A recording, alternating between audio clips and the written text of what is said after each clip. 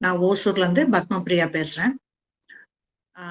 நான் வந்து பிவிஹெச்ல வந்து 2.5 வருஷம் ஆச்சு. நான் என்னோட அனுபவ உரையை ஏற்கனவே சொல்லிட்டேன். நான் இப்ப இன்னைக்கு வந்து என்ன பேசுறேன் அப்படின்னா, அதாவது இந்த இடத்துக்கு நான் வந்ததுக்கு காரணம் என்னோட மகன் தான். சோ நான் அதனால வந்து என்னோட எவ்ரிடே நான் பண்றது வந்து எவ்ரிடே என்னோட வாழ்வியல் முறையே வந்து பிராணா வயலட் ஹீலிங் தான். நான் இங்க இந்த அளவுக்கு உட்கார்ந்துகிட்டு இருக்கேன், இந்த அளவுக்கு பேசுறேன் அப்படின்னு சொன்னா அதற்கு வந்து முதல் காரணம் பானுமதி மேடம், சித்ரா மேடம் அவங்களுக்கு தான். அவங்களுக்கு முதற்கண் என்னோட நன்றியை தெரிவிச்சுக்கிறேன். அதே மாதிரி இந்த விழிப்புணர்வான ஒரு பாதையை நான் ஃபாலோ பண்ணி நான் எவ்வளவோ மொடாலிட்டிஸ் போயிட்டு என்னோட மகனுக்காக நான் பிரயாணம் பண்ணி நிறைய இதுல ஃபெயில் ஆகி நிறைய இதுல ட்ராமா ரொம்ப மன துயரத்தோட நான் இருக்கும்போது எனக்கு கிடைச்சதுதான் இந்த பிராணா வயலட் ஹீலிங். இந்த உண்மையான பாதையில போகும்போது நான் ஏற்பட்ட எனக்கு விழிப்புணர்வுகள், அனுபவங்கள் இதெல்லாம் வந்துதான் வந்து எனக்கு வந்து இந்த இடத்துக்கு நான் வந்து நிக்கிறதுக்கான காரணம். அதற்காக நான் வந்து டாக்டர் சிவா சாருக்கு நான் என்னோட நன்றியை தெரிவிச்சுட்டு நான் இதை ஆரம்பிக்கிறேன். இந்த டாபிக் வந்து என்னன்னா, எனக்குள்ளவே ஒரு சின்ன ஆய்வு. இந்த கிராட்டிடியூடுன்னு இருக்கு இல்லைங்களா, நன்றி உணர்வு, அது வந்து யூஸ்வலா வந்து ரொம்ப வந்து குறைவான ஒரு மதிப்பீடுல தான் நான் பார்த்திருக்கேன். தேங்க்யூ சொல்லுவேன், கிராட்டிடியூடுன்னு ஒரு பாக்ஸ் போடுவாங்க, அந்த பாக்ஸ் வச்சிருப்பாங்க. ஒரு கடைகள்ல போனாலும் சரி, இல்ல ஏதோ ஒரு ஈவன் ஸ்கூலுங்கெல்லாம் கூட சமயத்துல பாத்தீங்கன்னா ஒரு கிராட்டிடியூட் பாக்ஸ்னு ஒண்ணு வச்சிருப்பாங்க. நான் அதை பார்ப்பேன், ஆனா நான் அதுல எதுலையுமே போட்டது கிடையாது. எனக்கு அதுக்கு என்ன இது ஒரு வச்சிருக்காங்க, இதுல ₹1 போடுறாங்க, ₹2 போடுறாங்க, இதுல என்ன ஆயிட போகுது அப்படின்ற மாதிரிதான் எனக்கு ஒரு குறைவான மதிப்பீடு எனக்கு இருந்தது. அதுக்கப்புறம் வந்து நம்ம பிராணா வயலட் ஹீலிங்க்கு வந்தப்புறம் நம்மளோட சென்டர்லயும் கிராட்டிடியூடுன்னு ஒரு பாக்ஸ் வச்சிருப்பாங்க. நான் அந்த இடத்துக்கு நான் ஃபர்ஸ்ட் எல்லாம் வந்த போது நான் அந்த இடத்துக்கு இது பண்ண மாட்டேன். பட் சென்டர்ல நடக்கும்போது, கிளாஸ் நடக்கும்போது வந்து அந்த இதுல போடுங்கன்னு யாருமே எதுவுமே கேட்க மாட்டாங்க. பட் வந்து அந்த பாக்ஸ் அங்க இருக்கும். அதே மாதிரி வந்து எங்க ஓசூர்ல வந்து பிராணா வயலட் ஹீலிங் அந்த கிளாஸ் ஒர்க் ஷாப் முதல்ல நடக்கும்போது அது நான் வைக்கவே இல்லை, அந்த பாக்ஸே வைக்கல. அப்போ பானுமதி மேடம் கேட்டாங்க, ஏன் பாக்ஸ் வைக்கல அப்படின்னாங்க. கிராட்டிடியூட் பாக்ஸ் அதெல்லாம் யாரும் இங்க இது பண்ண மாட்டாங்க. நான் பரவாயில்ல மேடம், அதை பத்தி ஒண்ணும் இல்ல, நான் வைக்கல அப்படின்னுட்டேன். ஒவ்வொரு கிளாஸும் நான் வைக்கும் போதும் நான் அந்த கிராட்டிடியூட் பாக்ஸே வைக்கல. அப்புறம் டாக்டர் சிவா சார் நம்ம எங்க ஓசூருக்கு வந்த போது சொன்னாரு, மாதிரி கிராட்டிடியூட் பாக்ஸ் வைங்க அப்படின்னாரு. எதுக்கு வைக்கிறான்னு சொன்னது நான் வந்து சரி, எங்க இன்னொரு பிவிஹெச் சார் இருக்காரு, அவர் வந்து சரின்னு அந்த பாக்ஸ் போட்டு எடுத்துட்டு வந்தாரு. அதுல என்னன்னு போட்டிருந்தாருன்னா, அவரு டொனேட் இஃப் யூ ஆர் இன்ட்ரெஸ்டட்னு போட்டிருந்தாரு. கிராட்டிடியூட் பாக்ஸ்ல டொனேட் இஃப் யூ ஆர் இன்ட்ரெஸ்டட்னு போட்டிருந்தாரு. அது பார்த்துட்டு சிவா சார் சொன்னாரு, அதை எடுத்துட்டு டொனேட்னு போடு, டொனேட் இஃப் யூ ஆர் இன்ட்ரெஸ்டட்னு போடாத, டொனேட்னு போடு அப்படின்னாரு. எதுக்கு அப்படி சொன்னாருன்னு எனக்கு புரியல. பட் அதை நாங்க அதே மாதிரி சரி பண்ணி வச்சுட்டோம். ஆனா நான் ஒவ்வொரு தடவையும் கிளாஸ் எடுக்கும் போதோ இல்ல இது பண்ணும்போதோ கிராட்டிடியூட பத்தி நான் ரிமைண்ட் பண்ணவே மாட்டேன். ஆனா பானுமதி மேடம் ரிமைண்ட் பண்ணுவாங்க, இப்பவும் பண்ணாங்க. அந்த கிராட்டிடியூட பத்தி அவங்க ரிமைண்ட் பண்ணுவாங்க. நான் வந்து பண்ணது கிடையாது. நான் எடுக்கிற கிளாஸ்ல வந்து நான் அதை பத்தியே பேச மாட்டேன். ஆனா எனக்கு இப்போ சமீபத்துல வந்து ஒரு உண்மை தெரிஞ்சுது, ஒரு விளக்கம் கிடைச்சது. அதை நம்ம பிவிஹெச் ஃபேமிலியோட நம்ம பகிர்ந்துக்கணும்ன்றதுக்காக தான் நான் இந்த வாய்ப்பு கேட்டேன். அதை மேடம் எனக்கு அன்போடு கொடுத்தாங்க. இத பத்தியான புரிதல், ஏன் இந்த கிராட்டிடியூட பத்தி அவங்க சொல்றாங்க, ஏன் சார் வந்து கிராட்டிடியூட பத்தி அந்த இஃப் யூ ஆர் இன்ட்ரெஸ்டட்ன்றத வந்து எடுத்துட்டு செய்யணும்னு சொன்னாரு அப்படின்றத வந்து எனக்கு ஒரு புரிதல் எனக்கு தெரிஞ்சுது. இப்ப வந்து நான் வந்து அஃபர்மேஷன் படிக்கிறோம், மன்னிப்பு கேட்கிறோம், எல்லார்கிட்டவுமே மன்னிப்பு கேட்கிறோம், டார்க் எனர்ஜி ரிமூவல் பண்றோம், செல்வ செழிப்பு பண்றோம், எல்லாமே பண்றோம். ஆனாலும் ஒரு குறிப்பிட்ட அளவுக்கு நமக்கு எல்லாமே விளக்கம், நல்ல ஒரு தெளிவு வருது, மன நிம்மதி வருது. அதுக்கப்புறம் வந்து இந்த செல்வ செழிப்பு அந்த இடத்துக்கு வரும்போது மட்டும் நிறைய பேருக்கு வந்து பாத்தீங்கன்னா ஒரு மெயின்டெனன்ஸ் மாதிரியே இருக்கே தவிர ஒரு அபண்டன்ஸ் பக்கமா போக முடியல. அப்போ நம் சார் வந்து ஒரு 2-3 வார்த்தை தான் சொல்லுவாரு இந்த விஷயத்துக்கெல்லாம். அதை நாம வந்து நம்ம தான் புரிஞ்சுக்கணும். அதை வந்து நம்ம போக்கஸ்டா இருந்தோம்னா அது புரிய ஆரம்பிக்குது. நான் புரிஞ்சுக்கிட்டதை உங்ககிட்ட சொல்றேன். ஏதாவது தவறா இருந்தா என்ன தயவு செய்து மன்னிச்சுக்கோங்க. அவர் வந்து சொன்னாரு, நாங்க இதெல்லாம் பண்ணிட்டு நான் 1-on-1 கிளாஸ்க்கு ஒரு தடவை போனேன். ஒரு 2 தடவை போகும்போது தம்பிக்கு எல்லாமே இது பண்ணிட்டோம். நான் வந்து முதல்ல போகும்போது கொஞ்சம் எதிர்பார்த்தேன். இன்னும் நல்ல ஒருவேளை இதுவாகுமோ, மிராக்கிள்ஸ் நடக்குமோ அப்படின்ற மாதிரிலாம் நான் ஒரு எதிர்பார்ப்பு இருந்தது. அப்ப சார் சொன்னார், கர்மான்னு ஒண்ணு இருக்கு, கட்டாயம் அதை அனுபவிக்கணும். 2 வார்த்தை சொன்னாரு, do good do good do good to others அப்படின்னாரு. 2வது வந்து அக்செப்ட் பண்ணிக்கோங்க அப்படின்னாரு. அப்புறம் என்ன சொன்னாரு, இந்த தம்பிக்கு வந்து நீ குட் டீச் பண்றதுக்கு இது பண்ணுமா அப்படின்னு சொன்னாரு. இது ஒரு பக்கம் போச்சு. அப்போ ஒரு வருஷத்துக்கு முன்னாடி எங்களோட லேடிஸ் கிளாஸ்ல வந்து ஒரு அம்மா வந்தாங்க. அவங்க வந்து கம்ப்ளைண்ட் பண்ணாங்க. அதாவது கம்ப்ளைண்ட் ஒரு வருத்தத்தை தெரிவிச்சுக்கிட்டாங்க. என்னன்னா, எனக்கு வந்து பணம் எல்லாம் இருக்கு, எங்க கணவர் வந்து எனக்கு பணமே கொடுக்க மாட்டேன்றாரு மேடம்.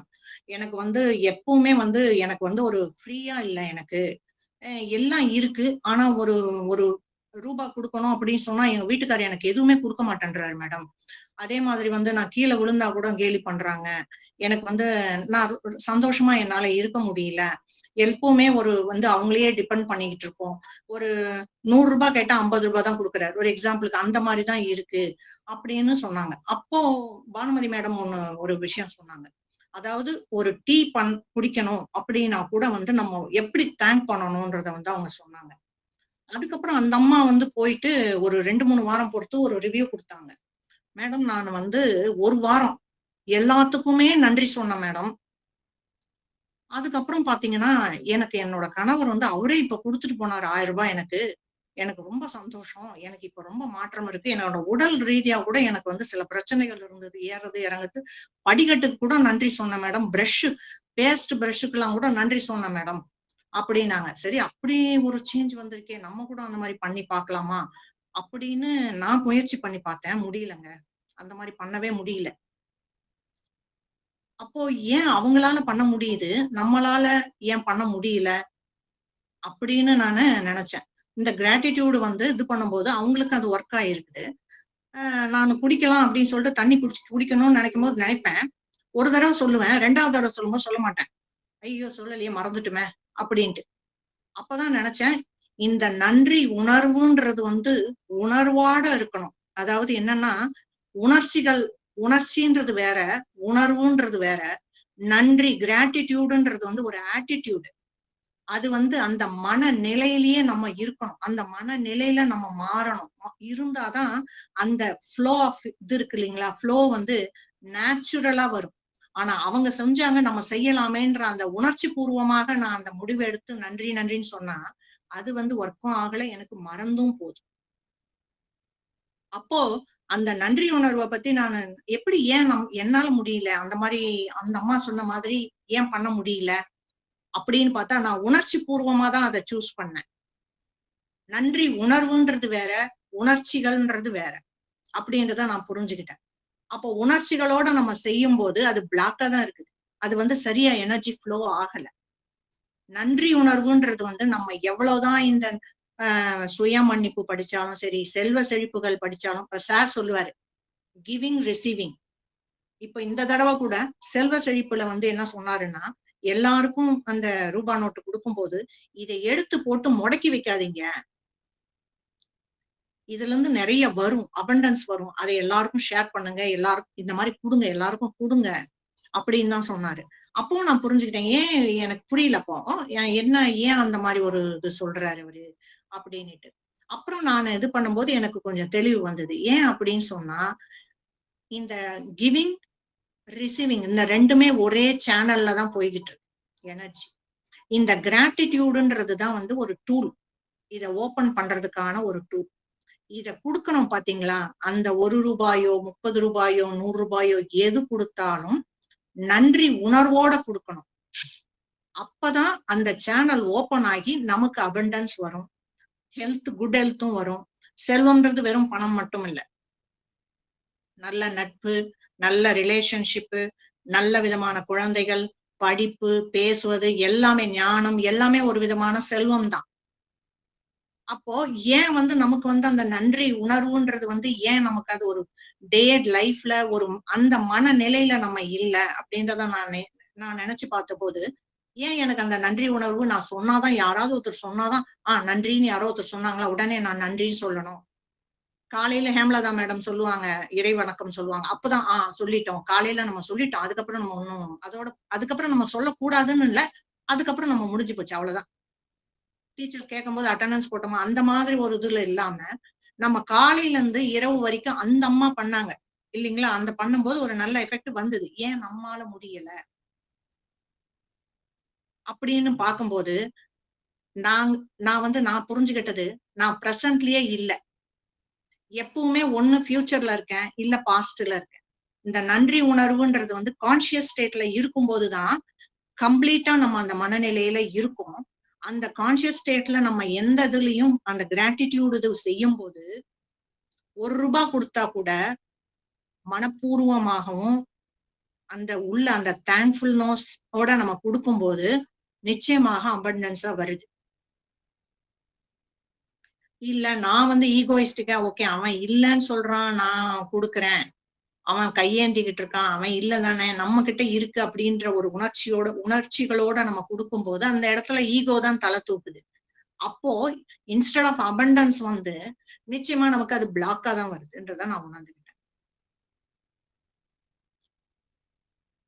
சோ இந்த நன்றி உணர்வுன்றது எப்போ நமக்கு ஃபுல்லா வரும் அப்படின்றது பாத்தீங்கன்னா, நம்மளுடைய எண்ணத்தாலையும், சொல்லாலையும், செயலாலையும், குணத்தாலையும், பழக்க வழக்கத்தினாலும் நம்ம கொஞ்சம் கொஞ்சமா மாற மாற மாற நமக்கு மத்தவங்கள நம்ம அதுக்கு நம்மளோட சுய மன்னிப்புக்கு கட்டாயமா ஒரு இதுவா இருக்கும்.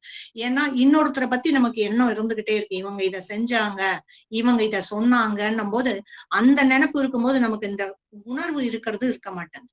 இந்த உணர்வுன்றது என்ன, நம்ம பிரெயின் நம்ம பாடிக்கு கொடுக்கிற ஒரு சிக்னல் தான் உணர்வு.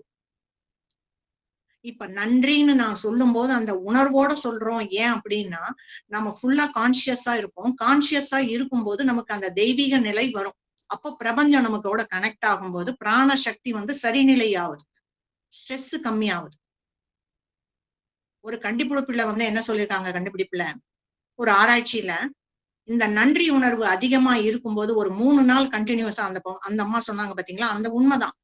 அதுல நம்ம அந்த நன்றி உணர்வோட இருந்து ஒவ்வொரு காரியமும் செய்யும் போது நம்மளோட உடல் ஆரோக்கியம், நம்மளுடைய எதிர்ப்பு சக்தி கூட அதிகமாகுதுன்னு கண்டுபிடிச்சிருக்காங்க. இம்யூனோகுளோபுலின் ஏன்றது அதிகமாகுது, ஸ்ட்ரெஸ் ஃபேக்டர் கம்மியாகுது, கார்டிசால் இதுவாகுதுன்னு இது ஒரு ஆராய்ச்சியில நான் படிச்சேன்.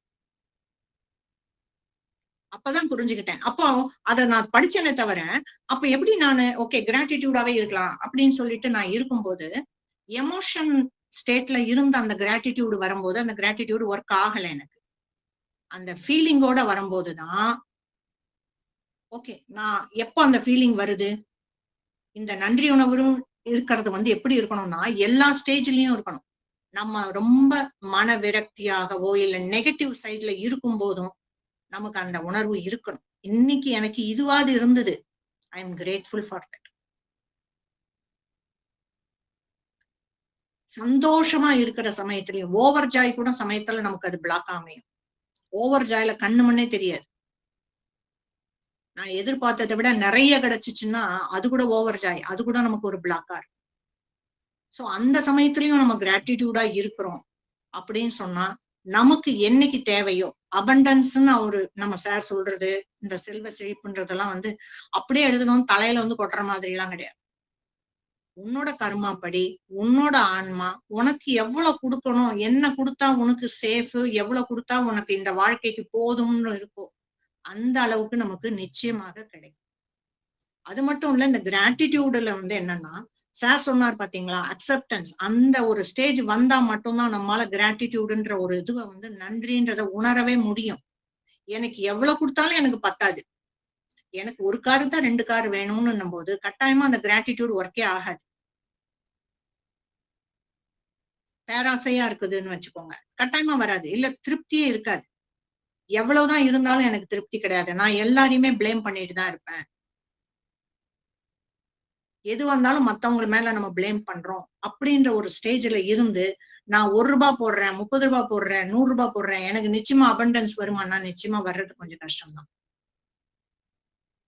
நான் மன்னிப்புக்கு 50 தடவை படிச்சுட்டேன், ஆனா ஏன் எனக்கு ஒர்க் ஆகல அப்படின்னா, நம்ம என்ன ஸ்டேஜ்ல இருக்கோம் அப்படின்னா, எந்த மாதிரி மனநிலையில இருக்கோம்னா, உணர்ச்சி உணர்ச்சிகள்ல இருக்கிறோம். அதுவும் நெகட்டிவ் உணர்ச்சியில இருக்கும்.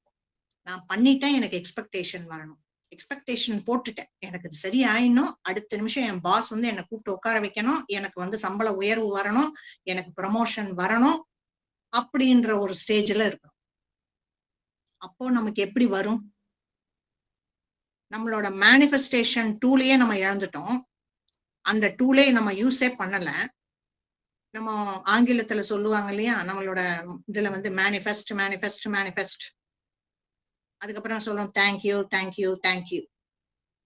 இதெல்லாம் வெறும் வார்த்தைகள் கிடையாது. எல்லாமே வந்து ரொம்ப பவர்ஃபுல்லான ஒரு வார்த்தைகள் தான். அந்த மேனிஃபெஸ்ட்ன்றது வந்து முழுசா வேலை செய்யணும் அப்படின்னு சொன்னா கிராட்டிடியூடுன்ற ஒரு டூல் வந்து ஒர்க் ஆகணும். அந்த உணர்வு வந்து நம்ம ஃபுல்லா நம்ம ஆறாக்குள்ள போகணும். அப்ப மட்டும்தான் அந்த எனர்ஜி, அந்த சேனல் வந்து ஓபன் ஆகும். அந்த சேனல் வழியா நீ வந்து ஒண்ணு கிவிங் பண்ற, இல்ல ஏன்னா வெறும் ரிசீவிங் எண்ட்ல மட்டும் தான் இருப்பேன், நான் என்ன ஒண்ணுமே கொடுக்க மாட்டேன்னு சொன்னா கட்டாயமா இங்க இருந்து எடுத்துட்டு போயிடும் சான்ஸ். இது நானும் அனுபவபூர்வமா பார்த்திருக்கேன். கேட்காம கொடுக்கறது தர்மம், கேட்டு கொடுக்கறது வந்து தானம். இந்த ரெண்டுமே நமக்கு வந்து என்னது குட் டீடுக்கு போகுது. இது எது ரெண்டுமே வந்து இப்ப இந்த ₹1 கொடுக்கறதுல அவங்க ஒண்ணும் இல்ல, ஒரு ₹10 கொடுக்கறதுல அவங்க ஒண்ணுக்கும் ஒன்றும் இல்ல. ஆனா நமக்கு வந்து அது ஒரு பெரிய ஹியூஜ் சேஞ்ச் வரப்போகுது, வரும். மேனிஃபெஸ்டேஷன் நீங்க நம்ம ஒவ்வொருத்தரோட கோலும் வெவ்வேறு, ஒவ்வொருத்தருக்கும் ஒரு ப்ராப்ளமும் வெவ்வேறு இருக்கு. நான் படிச்சுட்டேன், நான் இதை செஞ்சுட்டேன், எனக்கு ஒர்க் ஆகணும் அப்படின்னு ஒரு லாஜிக் மைண்ட்ல இது ஒர்க் ஆகாது. இது லாஜிக்கான ஒரு இது கிடையாது. இது வந்து ஒவ்வொன்றும் உணர்வு பூர்வமா நமக்குள்ள மாற்றத்தை கொண்டு வந்து எண்ணத்தாலையும் சொல்லாலையும் செயலாலையும் சிந்தனையாலையும் குணத்தாலையும் நம்ம மாற்றத்தை கொண்டு வந்து நம்ம ஒரு கிராட்டிடியூடு ஸ்டேட்ல இருந்து அந்த கிவிங் ரிசீவிங் இந்த சுய மன்னிப்பு இதை எல்லாமே படிக்கும் போது ஒரு தடவை படிச்சாலே போதும், சூப்பரா ஒர்க் ஆயிடும். என்னோட ஃபர்ஸ்ட் இதுல வந்து நான் வந்த போது எனக்கு இதெல்லாம் ரொம்ப புரியல. நான் வந்து ஃபுல் ஃபோக்கஸும் என்னோட பையன் மட்டும்தான் நான் திங்க் பண்ணிட்டு இருந்தேன். அவனுக்கோட வைத்தியம், அவனுக்கான ஆன்மீக இதுக்குள்ளேயேதான் அப்படியே சொண்டுகிட்டே இருந்தேன். என்னோட ஃபுல் இதுவும் ஸ்ட்ரெஸ்ஸும் அதிகம்.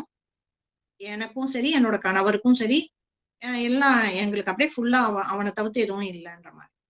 நான் பிவிஹெச்க்கு வந்த போது ஒரு ஸ்டேஜுக்கு அப்புறம் பானுமதி மேடம் கூப்பிட்டு சொன்னாங்க, நீ வந்து இந்த கர்மாக்குள்ளேயே நீ போயிட்டு இருக்கீங்க, கர்மாவையே தினமும் நியூட்ரலைஸ் பண்றீங்க, அவ்வளவுதான். இந்த சுய மன்னிப்பு படிக்கிறீங்க, டார்க் எனர்ஜி ரிமூவல் பண்றீங்க, நானே தான் சொல்றோம், அதெல்லாம் பண்றீங்க.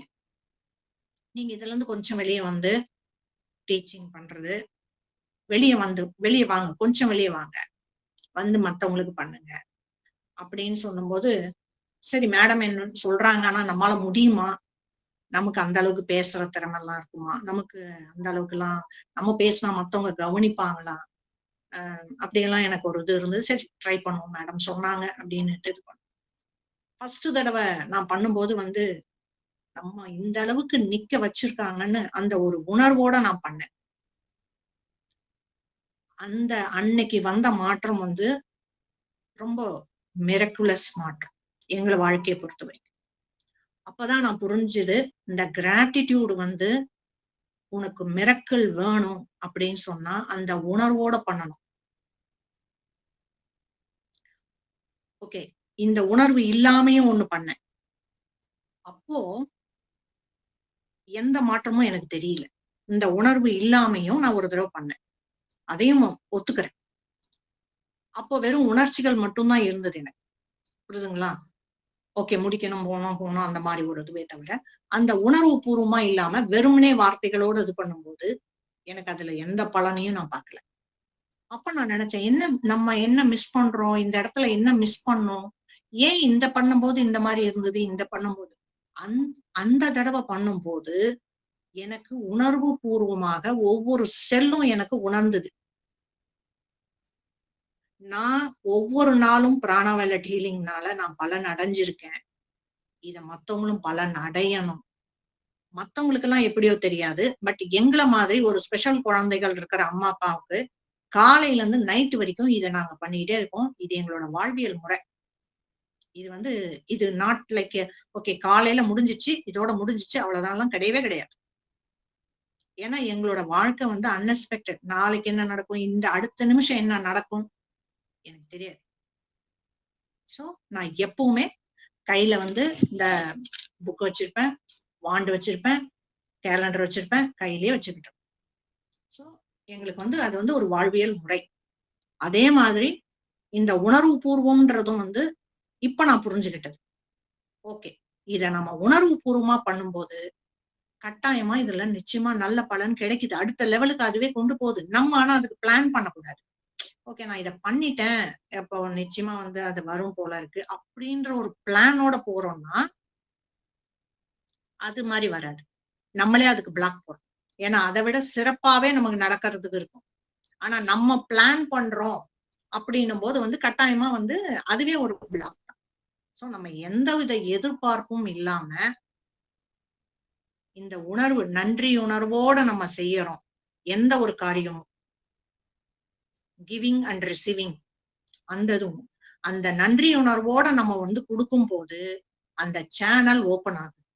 அதனாலதான் நான் அப்ப புரிஞ்சுக்கிட்டேன். அப்பதான் அந்த சார் நம்ம சார் சொன்னது அதுதான்.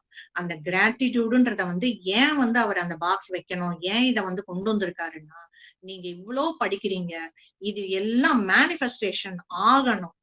அப்போ அந்த டூல், கிராட்டிடியூடுன்ற டூலை நீங்க ஆப்ரேட் பண்ணணும்.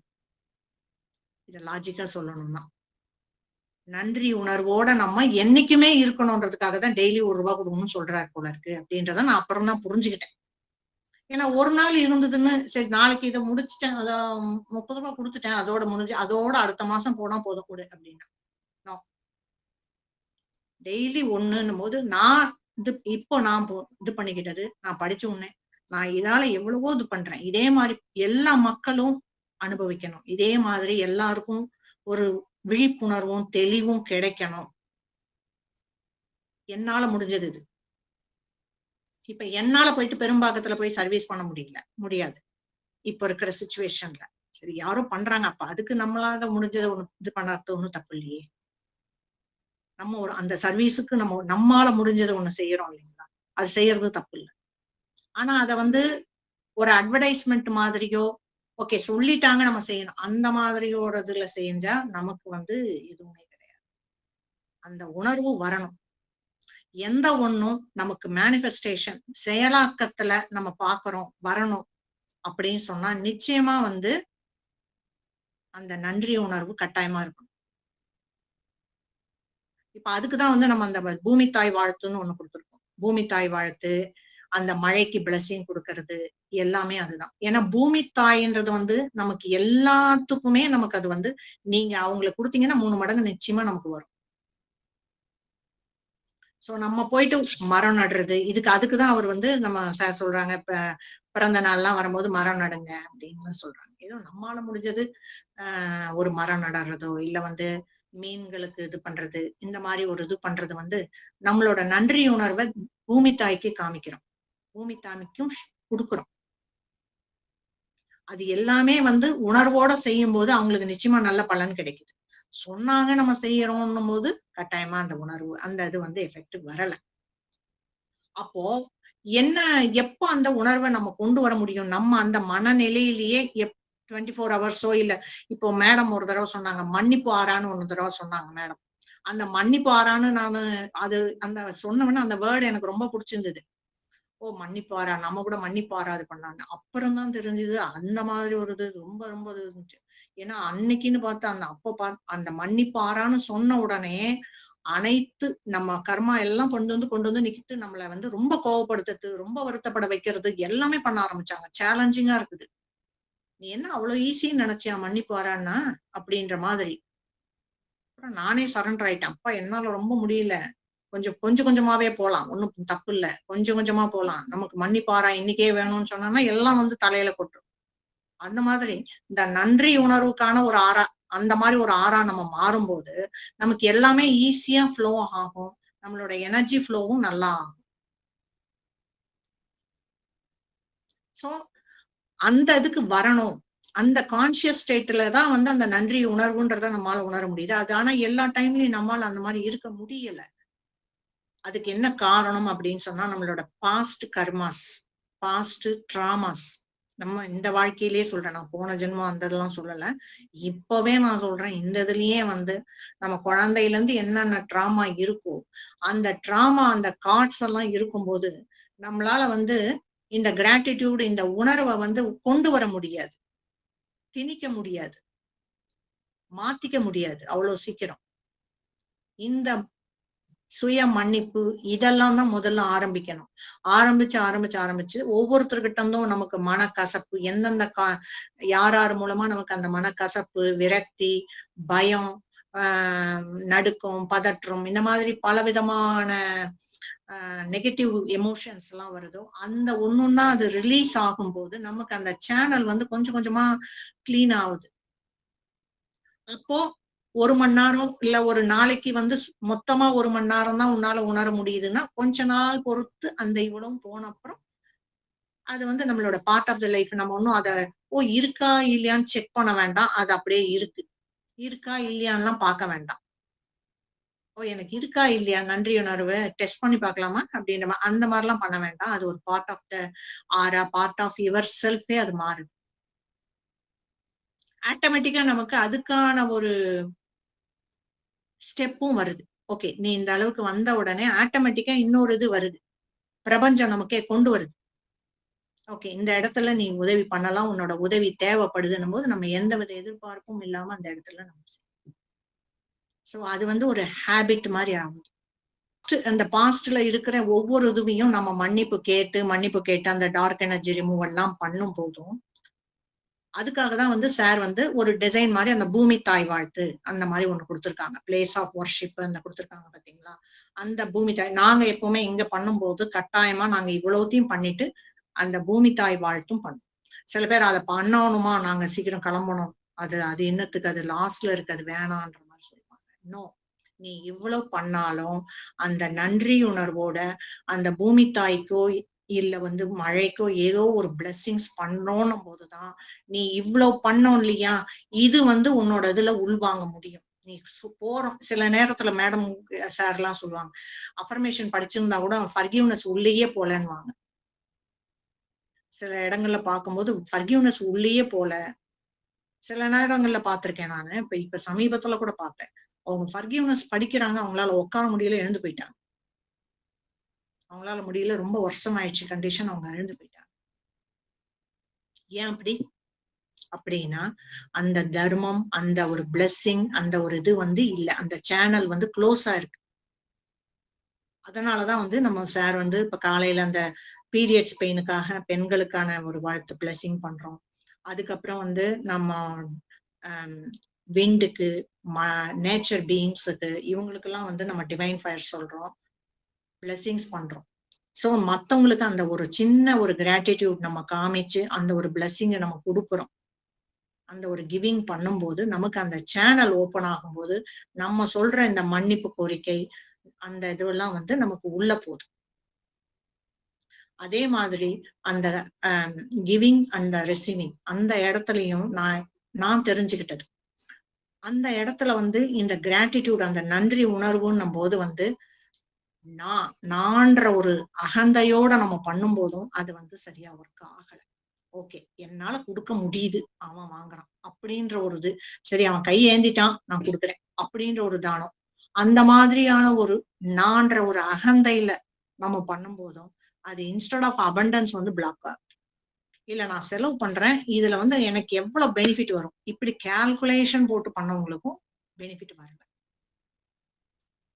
அப்போ எப்படி கொடுக்கணும், எப்படி இத எந்த நிலையில நம்ம இருந்து இந்த கிவிங் பண்ணணும் அப்படின்னு சொன்னா, நான் இந்த உடல் அல்ல, நான் இந்த உணர்வுகள் உணர்ச்சிகள் அல்ல, நான் ஒரு ஆன்மா. அந்த ஸ்டேஜ்ல நான் இந்த மனசும் அல்ல, நான் வந்து இந்த ஆன்மான்ற ஒரு ஸ்டேஜ்ல இருக்கும் போதுதான் அந்த நன்றி உணர்வு நமக்கு கனெக்ஷன் ஆகுது. அப்ப அந்த நான் போது நம்ம அந்த இறைவனோட நம்ம கனெக்ட் ஆகிறோம். அப்போ நமக்கு அந்த சேனல் வந்து ஓபன் ஆகுது. நமக்கு சிலது புரியுது. அதாவது ஓகே, நான் இது ஓபன் ஆயிடுச்சு, ஓபன் ஆன உடனே பணம் வருதா, பணம், ஏன்னா செல்வம்னா நம்ம வெறும் பணம் தான் நினைப்போம், ஜாப் அந்த மாதிரிதான் நினைப்போம். இல்ல, நம்ம அடுத்த நிலைக்கு நமக்கு எது தேவையோ, நான் இப்ப எதை தேடிக்கிட்டு இருக்கேனோ அதுக்கான விடை வந்து எனக்கு கிடைக்குது. அது பணமா இருக்கணும்ன்றது அவசியம் இல்ல, செல்வம் மத்த இதுவா இருக்கணும்ன்றது கூட அவசியம் இல்ல, ஒரு ஞானமா கூட இருக்கலாம். நான் எதுக்கு தேடுறனோ, நான் எதை ரொம்ப தேடுறனோ அது எளிமையா நடக்குது, நடந்தது. அப்பதான் புரிஞ்சுக்கிட்டேன், ஓ இதுதான் இதுல ஒரு முக்கியமான ஒரு கீ. கிராட்டிடியூடுன்றது வந்து நானும் கொடுக்குறேன். ஆனா அந்த மாதிரி ஒரு இது இல்லாம கொடுக்கும்போது ஒண்ணும் இல்லை. ஆனா அந்த நன்றியோட கொடுக்கும்போது, இப்போ நம்ம செல்வ செழிப்பு கிளாஸ்லயோ எந்த கிளாஸ்லயுமே பாத்தீங்கன்னா, நமக்கு வந்து சாப்பாடு ப்ரிப்பேர் பண்றாங்க இல்லைங்களா, விஜயா தினேஷ் அந்த அவங்க ஒரு டீம் இருக்காங்க, டீம் டீச்சர்ஸ் இருக்காங்க.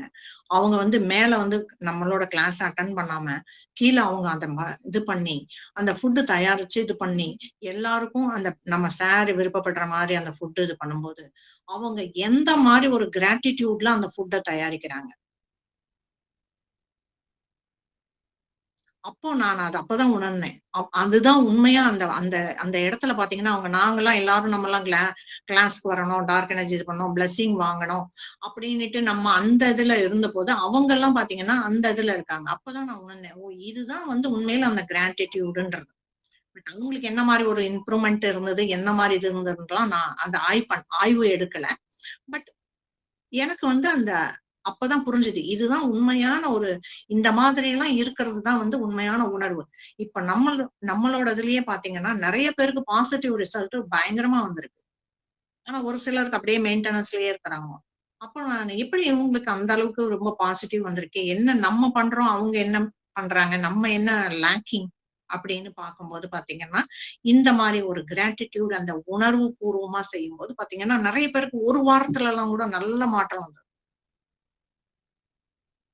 செவ்வாய்க்கிழமை மீட்டிங் இந்த மாதிரி இதுல பார்க்கும்போது சொல்லுவாங்க நிறைய பேர் பாத்தீங்கன்னா 1 வீக் தான் வந்து இன்னும் வரவே இல்லை, நாங்க அப்பதான் பெரும்பாக்கம் போனோம்னு வாங்க பாத்தீங்கன்னா ப்ராப்ளம் வந்து உடனே சால்வ் ஆயிருக்கும். அப்போ நானு அப்ப நினைப்பேன், நம்ம என்ன என்ன மிஸ் பண்றோமா என்ன அப்படிங்கும்போது இது லாஜிக்கா நம்ம என்னவோ பாடத்துல மிஸ் பண்ற மாதிரி நான் இது பண்றேன். அப்புறமா எனக்கு வந்து ஒரு புரிதல் தெரிஞ்சது, இது வந்து லாஜிக்கா வந்து ஓகே, நான் எத்தனை ஒரு கவுண்ட் இன்னும் அதிகம் பண்ணணும் அந்த மாதிரி எல்லாம் கிடையாது. பிராணாயாம தேவைன்றது நமக்குள்ள ஒரு மாற்றத்தை கொண்டு வர்றதுதான். உணர்வு பூர்வமாக மாற்றம் ஏற்படணும்ன்றதுதான் வந்து பிராணாயாம ஹீலிங். சோ இந்த உணர்வு பூர்வமாக ஒன்னொன்னுத்தையும் நம்ம உணர்ந்து உணர்ந்து உணர்ந்து உணர்ந்து நம்ம பரிணாம வளர்ச்சின்றோம் இல்லைங்களா, அந்த மாதிரி ஒரு மெதுவா அது வளரணும். ஒவ்வொருத்தரு சீக்கிரம் மாறுவாங்க, ஒவ்வொருத்தரும் கொஞ்சம் டைம் ஆகும். அது அவங்கவங்களோட வாழ்க்கையில ஏற்பட்ட டிராமாவை பொறுத்து, அனுபவங்களை பொறுத்து, அவங்க எந்த அளவுக்கு எடுத்துக்கிறாங்கன்றத பொறுத்து அந்த வளர்ச்சி வரும். சோ இது வந்து எப்படி எடுத்துக்கணும்ன்ற ஒரு ஸ்டேட் ஆஃப் மைண்ட் எனக்கு புரிஞ்சுது. ஓ இந்த மனநிலை இப்படிதான் இருக்கணும், இந்த மாதிரி எல்லாம் இருந்ததுன்னா நமக்கு வந்து அந்த மேனிஃபெஸ்டேஷன் இது இருக்கு இல்லைங்களா, அது வந்து கொஞ்சம் இதுவாகும். அததான் வந்து சார் வந்து சொன்னாரு, do good to others, accept the karma. ஏன்னா நீ அக்செப்டன்ஸ் வந்தா மட்டும்தான் இந்த உணர்வு வரும். இந்த உணர்வு வந்தாதான் உனக்கு சேனல் ஓபன் ஆகும். நீ சொல்ற மன்னிப்பு கோரிக்கை உள்ள போகும். கார்ட்ஸ் வந்து நியூட்ரலைஸ் ஆகும். கர்மா நியூட்ரலைஸ் ஆகும். கொஞ்சம் ரிலாக்ஸ் ஆகும். ஸ்ட்ரெஸ் கம்மியாகும். ஆரோக்கியம், மன ஆரோக்கியம், உடல் ஆரோக்கியம் எல்லாமே இதுவாகும் போது அடுத்தது செல்வ செழிப்பு. அந்த இடத்துக்கும் நம்ம போக முடியும். அந்த இதுவும் நமக்கு தேவையானது. குழந்தைகளுக்கு வேலை கிடைக்கிறதோ, குழந்தைகளுக்கான திருமணம் நடக்கிறதோ, எந்த ஒண்ணுமே இது பண்ண முடியும். அதுவும் பாத்தீங்கன்னா கூட அந்த குழந்தைகளுக்கு கூட வந்து நம்ம வந்து டிவைன் ஃபயர் சொல்லுங்க, திருமணம் ஆகலைன்னா டிவைன் ஃபயர் சொல்லுங்க, வேலை கிடைக்கலன்னா டிவைன் ஃபயர் சொல்லுங்கன்னு சொன்னா கூட அது ஒரு சிலருக்கு வந்து டக்குன்னு ஆயிடுது, ஒரு சிலருக்கு ஆகல. அப்புறம் தான் நான் அப்சர்வ் பண்ணேன், அந்த பிள்ளைக்கும் வந்து கொஞ்சம் கிராட்டிடியூட் இருந்து அது பண்ண ஆரம்பிக்கும் போது உடனே எக்ஸ்பான்ஷன் ஆகுது, உடனே மூவ் ஆகுது அந்த இடத்துல. இது என்னோட சொந்த அப்சர்வேஷன். டிவைன் ஃபயர் சொல்றோம், சொன்ன உடனே இந்த இடத்த காமிக்குது. கிராட்டிடியூடு இந்த இடம் மிஸ் ஆகுதுன்றத காமிச்ச உடனே அப்ப நம்ம இது பண்ணும்போது அப்படியே கொடுத்தா ஒண்ணும் ஆகாது. ஆனா உணர்வு பூர்வமா ஒருத்தருக்கு ஒரு ஒரு ஒரு ஆன்மாக்கு நம்ம ஹெல்ப் பண்றோம்னும் போது கட்டாயமா நீ எதிர்பார்க்காத அளவுக்கு ஒரு சர்ப்ரைஸ் நிக்குது. அப்பதான் புரிஞ்சுக்கிட்டேன், கிராட்டிடியூடு வந்து ரொம்ப ரொம்ப குறைவான ஒரு மதிப்பீடோட இருக்கு. பொதுவாவே பாத்தீங்கன்னா எங்கேயோ ஒரு சின்ன பாக்ஸ் வச்சிருப்பாங்க, அதை பார்த்துட்டு நம்ம பாட்டுன்னு பார்க்காத மாதிரி கூட சமயத்துல போயிடுவோம். அப்பதான் எனக்கு தெரிஞ்சது, சிவா சார் ஏன் அந்த கிராட்டிடியூட் பாக்ஸ் வைக்கணும். ஒவ்வொரு கிளாஸ்லயும் பானுமதி மேடம் கிராட்டிடியூட் பாக்ஸ்ல உங்களால முடிஞ்சதை போடுங்கன்னு ஏன் அதை சொன்னாங்கன்னுட்டு.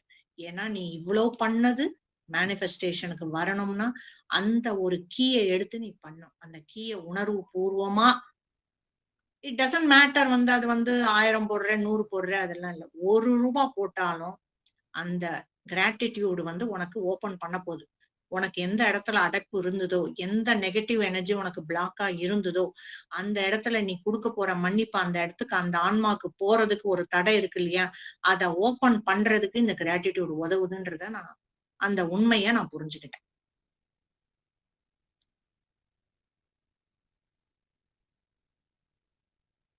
எமோஷன்ஸ் கூட வந்து நமக்கு வந்து ரிலீஸ் ஆகணும் அப்படின்னு சொன்னா நம்ம ஒரு உணர்வுல இருந்தா மட்டும்தான் நம்மளோட நெகட்டிவ் எமோஷன்ஸ், நம்மளோட பிளாக்கு எல்லாமே ரிலீஸ் ஆகும். இது நாட் ஓன்லி செல்வ செழிப்புக்கு மட்டும் கிடையாது. செல்வ செழிப்பு, ஜாப் ப்ராப்ளம் எந்த ஒண்ணுமே இந்த இதுக்கு வந்து கிராட்டிடியூடுன்றது வந்து ஒரு சின்னதா இருக்குது. அதை பத்தியான ஒரு டாபிக்கோ எதுவுமே இல்லை நமக்கு. பட் அது வந்துதான் ஒரு சின்ன கீ மாதிரி. இத போட்டாதான் அது ஓபன் ஆகும்ன்ற மாதிரி. இத நான் அனுபவபூர்வமா தெரிஞ்சுக்கிட்டேன். நான் இத படிச்ச போது வந்தது, இம்ப்ரூவ்மெண்ட் இருந்தது, இல்லன்னா நான் சொல்லல, கட்டாயமா இருந்தது.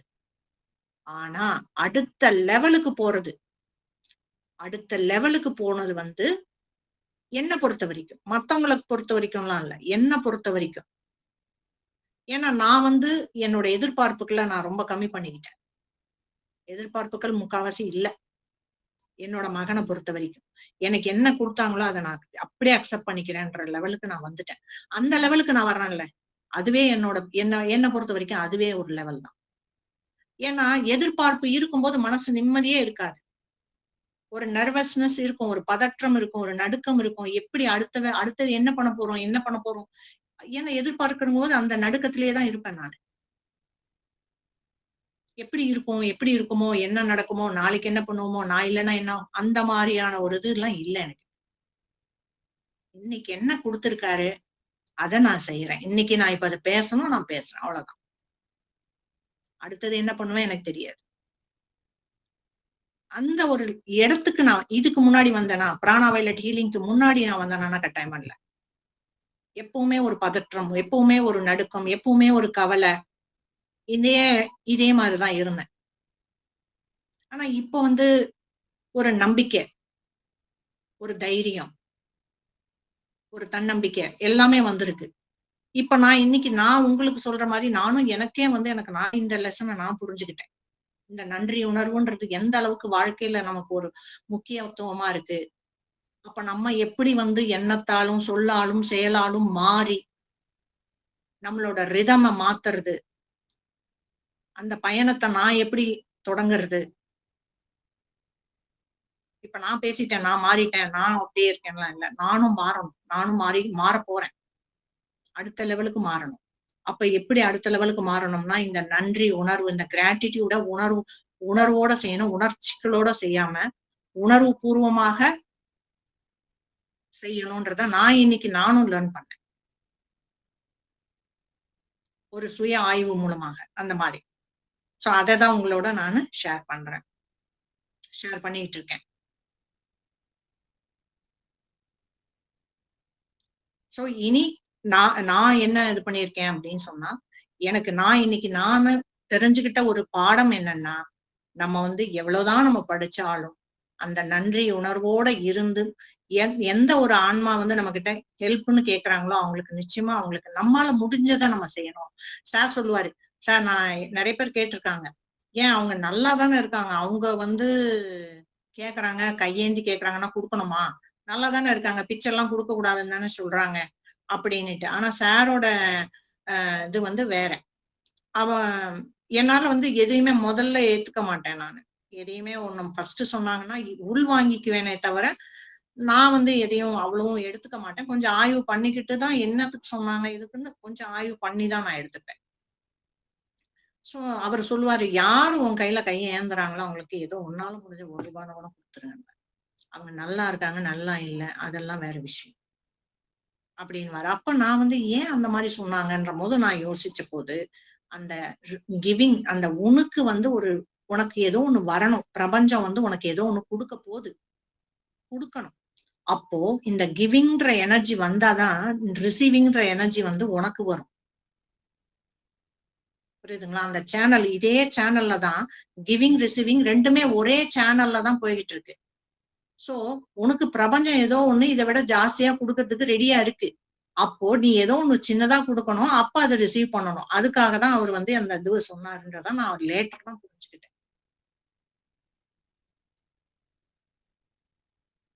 அப்ப நம்ம கொடுக்கும்போது ஏதோ கேக்குறான் கொடுத்துடலாம் சார் சொன்னாருன்னு அந்த நிலையில அந்த உணர்ச்சியோட கொடுக்காம, அந்த ஈகோயிஸ்டிக்கா நம்ம கொடுக்காம,